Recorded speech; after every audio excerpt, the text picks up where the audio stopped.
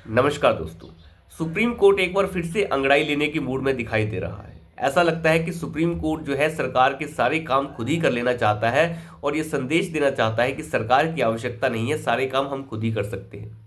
ये बात पहले भी सामने आई थी, लेकिन आज हम थोड़ा सा इसे अलग तरीके से डिस्कस करेंगे। अभी आपको याद होगा कुछ दिन पहले अरुण गोयल जो इलेक्शन कमिश्नर थे, उन्होंने अपना इस्तीफा दे दिया था और कोई खास वजह भी सामने नहीं आई थी कि वो इस्तीफा क्यों दे रहे हैं।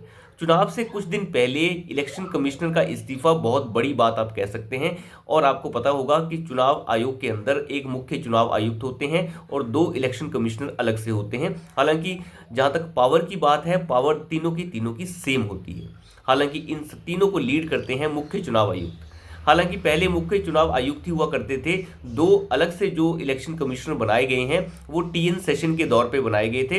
हालांकि टीएन सेशन के दौर में राजीव गांधी ने ये सारा काम किया था, क्योंकि टीएन सेशन जो मुख्य चुनाव आयुक्त उस समय हुआ करते थे वो बात नहीं मानते थे बिल्कुल भी सरकार की। इसीलिए सरकार ने उस समय एक नई व्यवस्था बनाई थी जिसमें दो अलग से चुनाव आयुक्तों की नियुक्ति उस समय कर दी गई थी। हालांकि ये मामला सुप्रीम कोर्ट में भी उस समय गया, लेकिन सुप्रीम कोर्ट ने उसे हरी झंडी दे दी थी और ये कह दिया था कि तीन अगर चुनाव आयुक्त हैं जिसमें एक मुख्य चुनाव आयुक्त है तो इसमें कोई दिक्कत नहीं होनी चाहिए। खैर ये मामला चलता रहा, लेकिन अब बात यह है कि एक चुनाव आयुक्त ने यानी एक इलेक्शन कमिश्नर ने इस्तीफा दे दिया है, अरुण गोयल ने।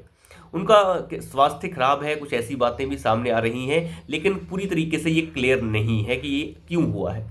खैर चुनाव आयुक्त जो होते हैं उनके पास अधिकार होता है कि वो अपना इस्तीफा कभी भी डायरेक्टली राष्ट्रपति को दे सकते हैं और इसके लिए उन्हें किसी की भी जो परमिशन है लेने की आवश्यकता नहीं होती, तो इसलिए वो इस्तीफा दे सकते हैं। और उनका इस्तीफा फिलहाल अरुण गोयल साहब का मंजूर भी कर लिया गया है। राष्ट्रपति ने उनका इस्तीफा मंजूर कर लिया है और अब नया चुनाव आयुक्त जो है उसकी नियुक्ति के बारे में अगली प्रक्रिया शुरू हो गई है। मैं आपको बता दूं, अरुण गोयल साहब को जब नियुक्त किया गया था उस समय भी ड्रामा काफ़ी ज़्यादा हुआ था, क्योंकि अरुण गोयल जो थे वो हैवी इंडस्ट्री में सेक्रेटरी का काम कर रहे थे और उन्होंने वहाँ से वीआरएस ले लिया था।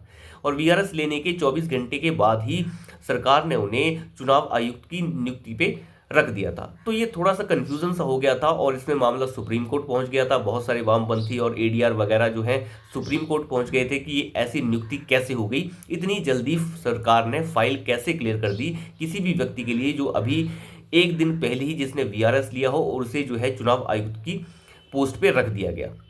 तो उसके बाद सुप्रीम कोर्ट ने सरकार से मांग की थी कि आप फाइल हमें दीजिए, बताइए ये कैसे नियुक्ति हुई है। तो सरकार ने फिर फाइल जब दे दी तो उसके बाद सुप्रीम कोर्ट ने कहा था कि फाइल में कोई दिक्कत नहीं है, तो नियुक्ति बिल्कुल ठीक है। हालांकि सुप्रीम कोर्ट ने उस समय ये कह दिया था कि चुनाव आयुक्तों की नियुक्ति के लिए हम 3 पैनल बना दिए जा रहे हैं। 3 लोगों का पैनल होगा जिसमें प्रधानमंत्री मोदी होंगे, यानी कोई भी प्रधानमंत्री जो उस समय है प्रधानमंत्री होगा, और साथ ही साथ उसमें जो है विपक्षी पार्टी का सबसे बड़ा नेता होगा और चीफ जस्टिस ऑफ इंडिया होंगे। और साथ ही साथ चीफ जस्टिस ऑफ इंडिया ने उस समय ये भी कहा था कि ये जो व्यवस्था हम कर दे रहे हैं ये टेम्परेरी है, ये परमानेंट नहीं है। आपको हम एक तरीके से आदेश भी दे रहे हैं कि जल्द से जल्द आप इसके ऊपर एक कानून बनाइए कि कैसे चुनाव आयुक्तों की नियुक्ति होगी। और सरकार ने वैसा ही किया। सरकार ने उसके बाद जो है चुनाव आयुक्तों की नियुक्ति के लिए एक पैनल बना दिया, जिस पैनल के अंदर प्रधानमंत्री होते हैं, साथ ही साथ विपक्ष का सबसे बड़ा नेता होता है और उसके साथ जो है प्रधानमंत्री द्वारा जो है मनोनीत कोई भी कैबिनेट मिनिस्टर इसमें हो सकता है, लॉ मिनिस्टर हो सकता है, कोई भी हो सकता है। यानी 3 सदस्यों की जो कमेटी है वो निर्धारण करती है कि कौन चुनाव आयुक्त होगा। तो अब मामला इस तरीके से है। वहाँ पे चीफ जस्टिस साहब को बाहर निकाल दिया गया था क्योंकि चीफ जस्टिस का इसमें कोई लेना देना है भी नहीं। और इसके बाद जब फिर से ये मामला सुप्रीम कोर्ट गया कि आपकी अवमानना की गई है, आपको इस पैनल से हटा दिया गया है, तो उस समय चीफ जस्टिस साहब ने और सुप्रीम कोर्ट ने साफ किया था कि हम इसमें कोई हस्तक्षेप नहीं करेंगे क्योंकि ये बिल्कुल भी अलग मामला है। लेकिन सुप्रीम कोर्ट के पास कल एक और अपील चली गई, एक और पिटीशन चली गई है कि मुख्य चुनाव आयुक्त तो हैं ही, लेकिन दूसरे जो इलेक्शन कमिश्नर है वो फिलहाल नहीं है। एक जो थे उन्होंने इस्तीफा दे दिया है, तो इनकी नियुक्ति के लिए जो है सरकार एक तरीके से जो है अपनी घपलेबाजी कर सकती है। तो आप जो है इसके अंदर हस्तक्षेप कीजिए। और सुप्रीम कोर्ट इसकी सुनवाई करने के लिए फिर से तैयार हो गया। आखिर सुप्रीम कोर्ट चाहता क्या है? सुप्रीम कोर्ट ये पहले ही साफ कर चुका है कि सरकार इसके ऊपर कानून बनाए। सरकार ने इसके ऊपर कानून बना दिया जिसमें विपक्ष का नेता भी है, प्रधानमंत्री भी हैं, एक और कैबिनेट मिनिस्टर भी है। तो फिर दिक्कत क्या है? अब सुप्रीम कोर्ट इसके ऊपर फिर से सुनवाई के लिए तैयार हो गया। कि हम इसके ऊपर फिर से सुनवाई करेंगे कि चुनाव आयुक्तों की नियुक्ति कैसे होनी चाहिए। मैं आपको बता दूं, इस देश में चुनाव आयुक्तों की नियुक्ति आज़ादी से लेकर अभी तक, जब तक प्रधानमंत्री बने हैं मोदी, तब तक केवल सरकारें ही करती रही हैं। राजीव गांधी करते रहे, सोनिया गांधी करती रही, मनमोहन सिंह करते रहे, सब करते रहे। लेकिन जब से मोदी आए हैं इन्हें दिक्कत हो रही है, इन्हें हर प्रक्रिया से दिक्कत हो रही है। हालांकि आज़ादी के समय ये फाइनल किया गया था कि एक कमेटी बनानी होगी सरकार को जो चुनाव आयुक्तों की नियुक्ति करेगी, और वो कमेटी 70 सालों में जाकर नहीं बन पाई, जिसे प्रधानमंत्री मोदी ने आकर बनाया। लेकिन दिक्कत इन सबको ये है कि ये चुनाव जीत क्यों रहे हैं। अगर हम इनको जो है चुनाव के माध्यम से नहीं हरा सकते तो इन्हें हम किसी और तरीके से हराने की कोशिश करें।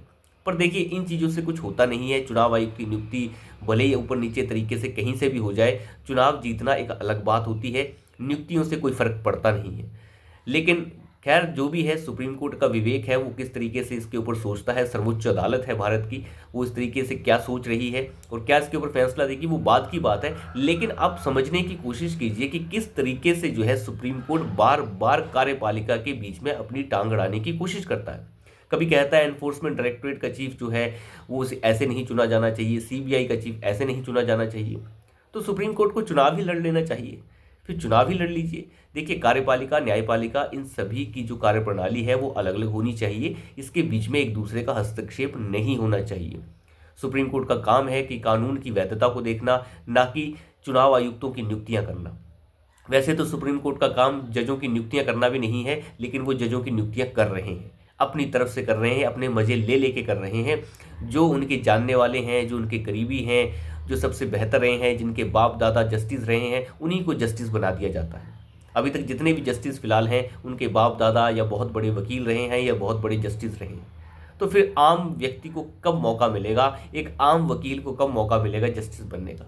खैर, उस चीज़ के ऊपर बाद में बात की जाएगी।